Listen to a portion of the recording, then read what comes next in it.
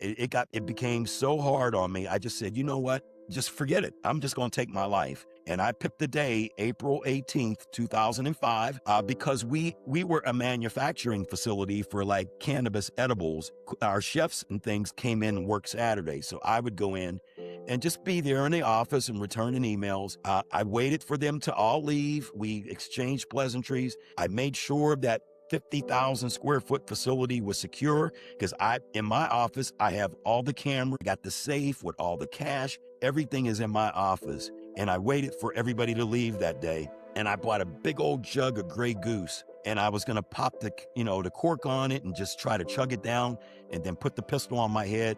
I'm going to do this on my own. So I got my Glock that I carried, Eric, every day. My Glock that was supposed to protect me and those around me. I turned that Glock on myself. And I got in my chair. I put a round in the chamber and something didn't feel right. So I looked behind me and on my counter, I had pictures of my kids. I'm like, well, I don't want blood splatter on that. So I moved the pictures out the way. I was analytical enough to think of that. I didn't want folks to come in and have to wipe blood off my kids' pictures. Yeah. I put the pistol in my mouth instead. And Eric, right as I was going to pull the final piece of that trigger, everything in my office went dark. And initially I thought, well, I did it. I was thinking, man, is this how this goes when you cross over?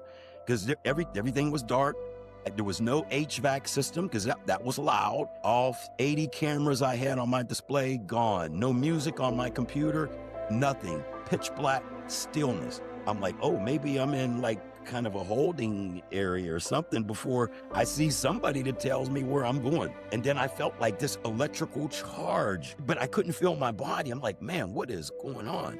And then I felt the presence of two individuals wherever I was in this dark space. I felt two individuals. I can almost smell the aroma, and it was a familiar aroma. It was my dad, and it was my father-in-law. My dad was like, he was kneeling down on my left-hand side, like he was coaching. And my father played basketball. And my father-in-law was behind me on my right shoulder. And I could feel a hand on my shoulder. And I knew the grip, shaking my father-in-law's hand.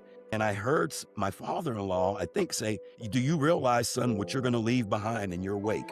And before I could even answer that question, an old projector screen, this is when I could start seeing things. A projector screen dropped down, and I watched my whole life from my birth all the way through. And then I'm looking at myself on the screen. I'm looking at myself in my office, and I actually watch me shoot myself.